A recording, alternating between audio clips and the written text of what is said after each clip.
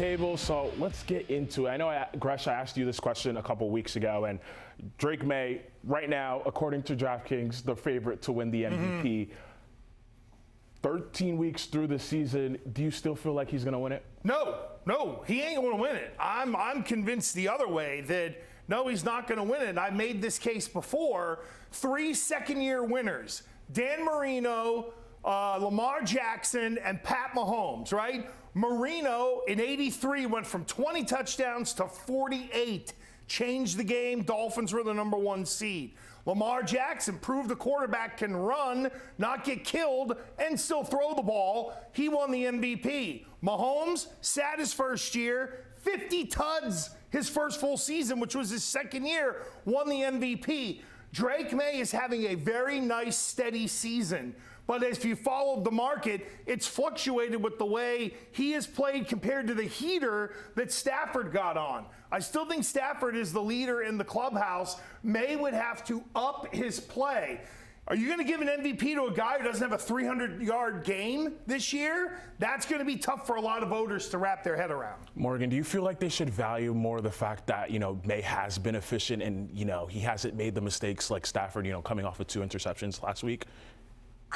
I don't think so. Yep. I kind of agree with Gresh. Even to be named amongst the names like Patrick Mahomes and Lamar Jackson in his second season is an accomplishment in itself, and he keeps playing the way he's playing. He could send this team on a deeper playoff run, but I don't know if he's MVP caliber yet. But more importantly, he's not valuing that. He's valuing the wins that he's getting this team, and I think that's more important. Overall. Morgan, I think you nailed it. He is building the foundation this year for future MVP campaigns, and it's really going to be tied into the Patriots playing well. Now, here's where it's like the Heisman Trophy, right?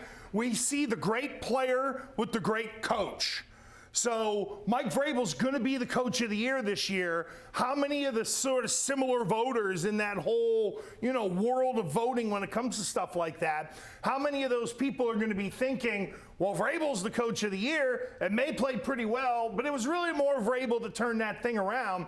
That's where I think, unfortunately, someone in his own house kind of works against him just in terms of a thought process for MVP. Monday, we finally saw the Patriots get off to a fast start. 5 scores in their opening 6 possessions. Just how good was it to see them, get off to that fast start? Here's the thing that tells me they're a good team. And at the beginning of the year, I was kind of, my toes in the pool, my toes out of the pool. No. They can make a real run. And here's the thing.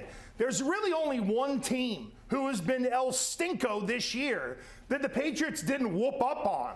Right? Carolina at the time. They whooped up on Cleveland. They whooped up on the Giants. New Orleans on the road, that wasn't as big as a beating, but they have put it on these bad teams this year, and that's what Brady and crew used to do whenever they were making a deep run. Like, it's not just we're better than you, we're going to show everybody how much better we are by going out and winning by 2 touchdowns, and they've done that a bunch this year. It's funny that it's funny this week. I've seen a lot of memes and stuff on social media that like people are breaking down the Patriots schedule, and they're like, oh, this is the 2026 draft order. And it's just, but I think you have to credit them, good teams beat who's in front of them. No doubt. Able to do that this year. It's easier to say that in hindsight because people have said that to me. They're like, look at their schedule. And I'm like, but look at who they were last year and the year before. Nobody really thought, including us, that they were going to have 11 wins at this point. Yeah, no, we were more of the kind of 9 wins max variety. And this defense has really been, they're the first, I hope I got this stat right, but they're like the first team in the history of the league in like a streak that they're on to score 23 or more and give up 23 or less. That really tells you something in terms of how well the defense has played this year. Remember with Bill Belichick, they were losing games 6-0. The defense was still pretty good.